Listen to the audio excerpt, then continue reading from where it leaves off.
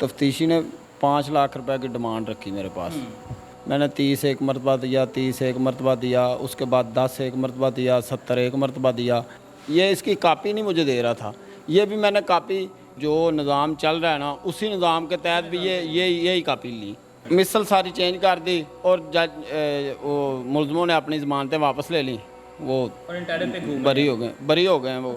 ਬੱਚੀ ਦਾ ਰਿਸ਼ਤਾ ਕੀਤਾ ਸੀ, ਉਹਨਾਂ ਨਾਲ ਸਲੂਕ ਨਹੀਂ ਸੀ ਸਹੀ ਕਰਦੇ ਮੇਰੀ ਬੱਚੀ ਨਾਲ। ਉਹਨੂੰ ਛੁਰੀਆਂ ਮਾਰਦੇ ਸੀ, ਇੱਥੇ ਕਦੀ ਸਿਗਟਾਂ ਲਾਉਂਦੇ ਸੀ, ਕਦੀ ਕੁਛ ਉਹ ਕਰਦਾ ਸੀ, ਨਜਾਇਜ਼ ਪੈਰ ਮਾਰਿਆ। ਮੇਰੇ ਪੁੱਤਰ ਕੋਈ ਗੱਲ ਨਹੀਂ ਕੀਤੀ, ਕੋਈ ਕੁਛ नहीं ਕੀਤਾ। ਐਡਾ ਸ਼ੇਰ ਜਵਾਨ मेरा पुत्र ਸੀ। आज हम डीपीओ ऑफिस में भी गए हैं ना, वहाँ पे भी ऐसा ही निज़ाम है, थाने जैसा निज़ाम है। कोई बंदा ऐसा नहीं है कि जो बंदा पैसे लिए बगैर किसी का काम करे। आप किसी को शिकायत ना लगाना, ये ना करना, वो ना करना। हमें आपसे पैसे लेते हुए डर लगता है, लेकिन ले रहे थे।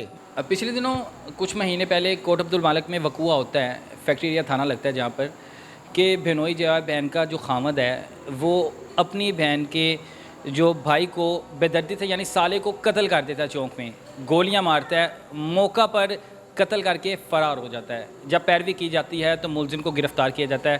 साजिश में 3 लोग शामिल थे, जिसमें बाप था और 2 बच्चे थे। दोनों बेटे शामिल थे, लेकिन जिसने गोलियां मारी उसे तो पकड़ लिया गया, लेकिन 2 ने इन टाइम बेल करवा ली।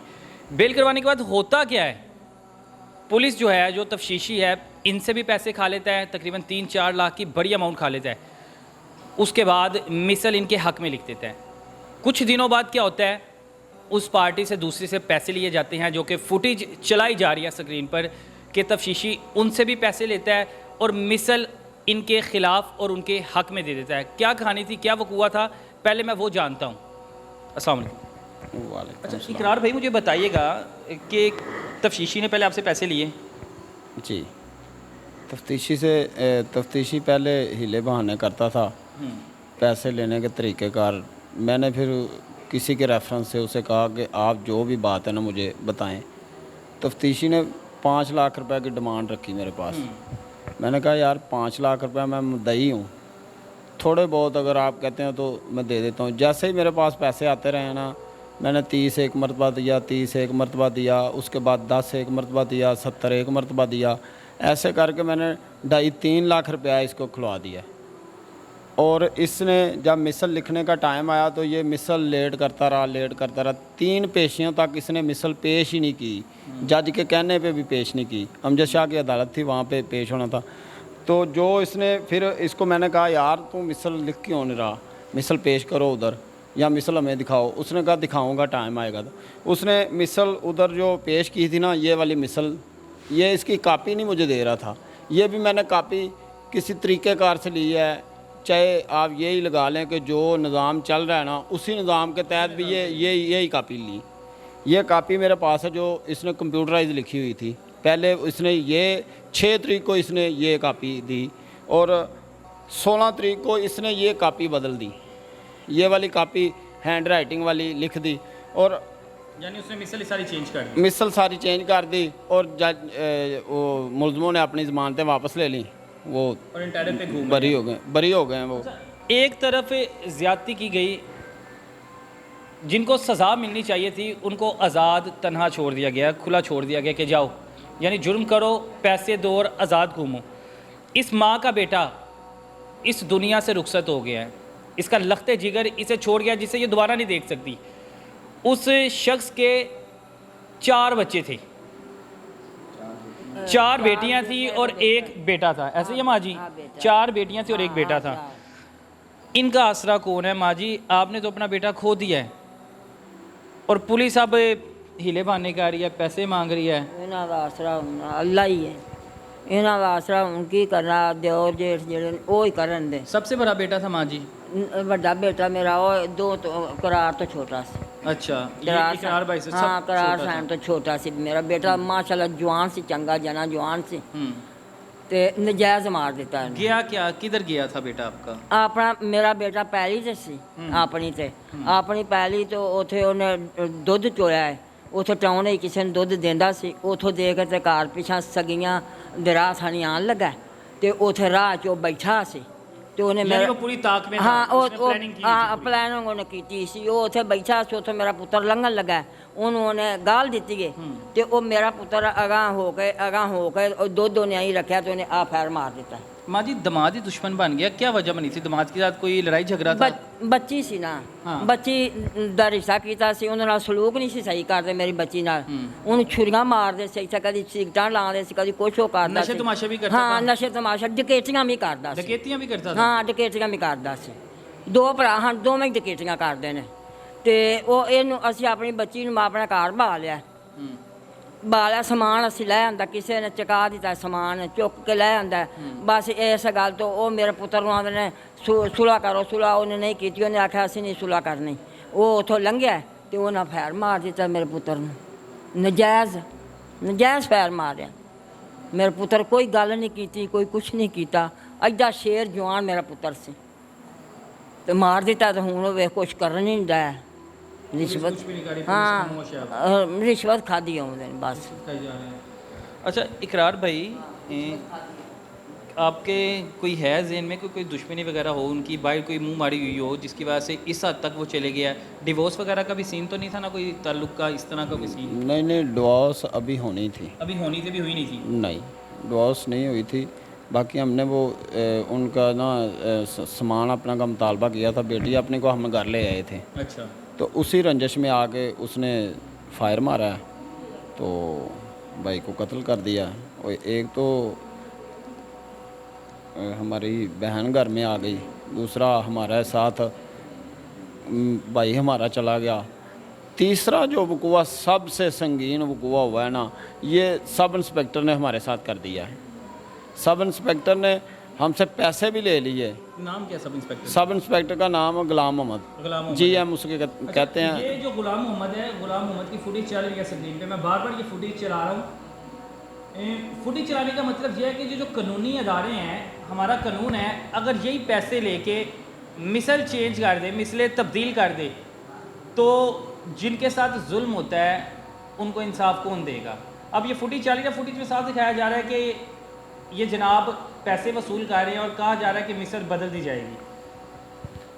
दूसरा ये निज़ाम है ना, जो सारा निज़ाम ख़राब हुआ है। लोग कहते हैं ऑफिसरों के पास जाओ, आज हम डीपीओ ऑफिस में भी गए हैं ना, वहाँ पे भी ऐसा ही निज़ाम है, थाने जैसा निज़ाम है।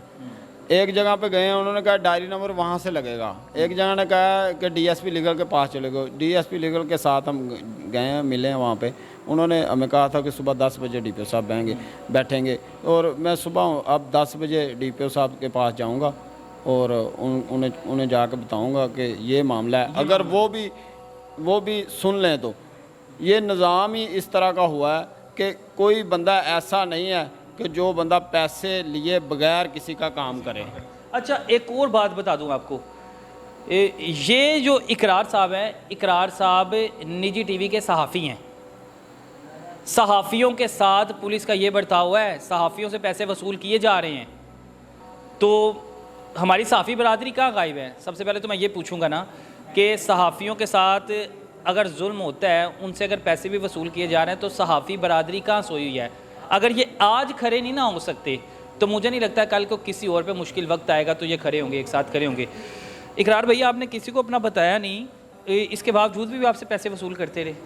सब पता है इनको, सबको पता था कि ये साफ़ी है।